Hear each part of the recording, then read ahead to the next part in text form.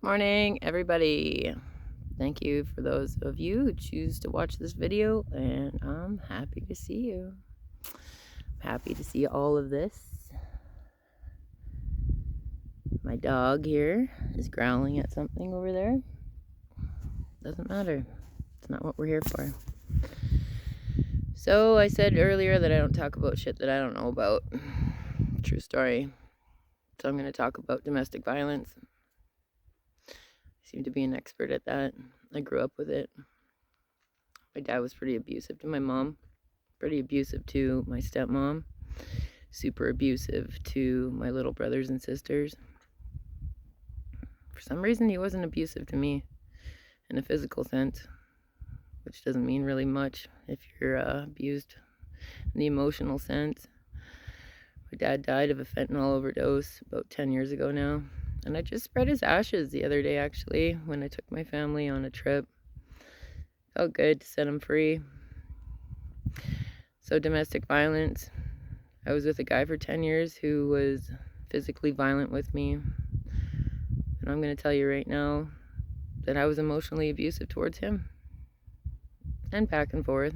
I never put my hands on him.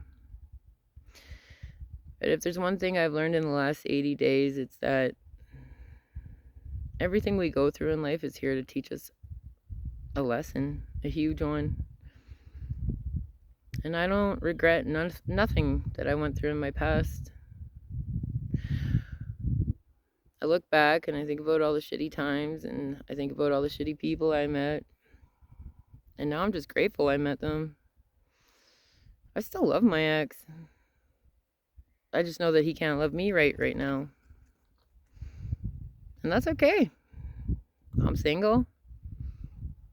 And for the first time in history of my life here on earth, I'm happy being single. I don't have to answer to anybody. It's great. I never thought that I'd be okay with being just by myself and enjoying my own company. And I'm really blessed to have it. I'm like, yeah. Come a long way. I see that. Proud of myself. So domestic violence has been something that's been in my family for probably, I'm going to guess, over 1,000 years. As long as anybody in my family can remember to tell me about it, it's been there. I come from, I have a lineage in my dad's side. His grandma, my great-grandma Minnie, she was born into the Star Blanket Reservation in Saskatchewan. She came from her dad was a chief, his dad was a chief. So we have lots of strong people in our lineage. And I love that.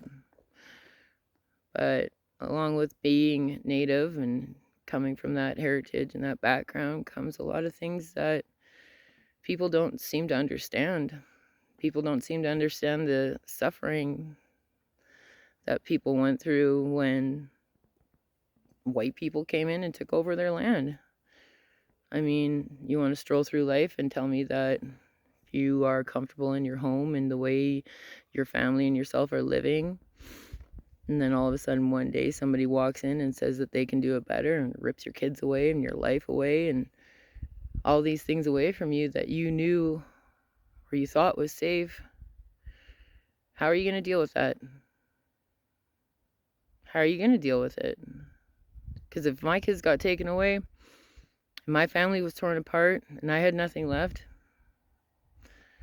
I wouldn't blame anybody for turning to drinking or drugs. And talking to my family, that's what a lot of them did. So I've always had a space in my heart for addicts and people who go through domestic violence, because I know it's not coming from that person. It's coming from a long line of pain, long line of trauma that wasn't healed, and a long line of not forgiving people. So that's what I'm learning how to do. It's forgive myself, mainly. Forgive anybody who's ever abused me in my life. I don't forget. My heart's open to them if they ever find their way back to God. But I'm done blaming anybody for the problems in my life. Everybody here on earth has free will. What you choose to do with this gift is up to you. If you choose to walk through life blaming everybody because you're not succeeding in life, because you're an addict, because you're getting your ass kicked, chances are history is just going to keep repeating itself.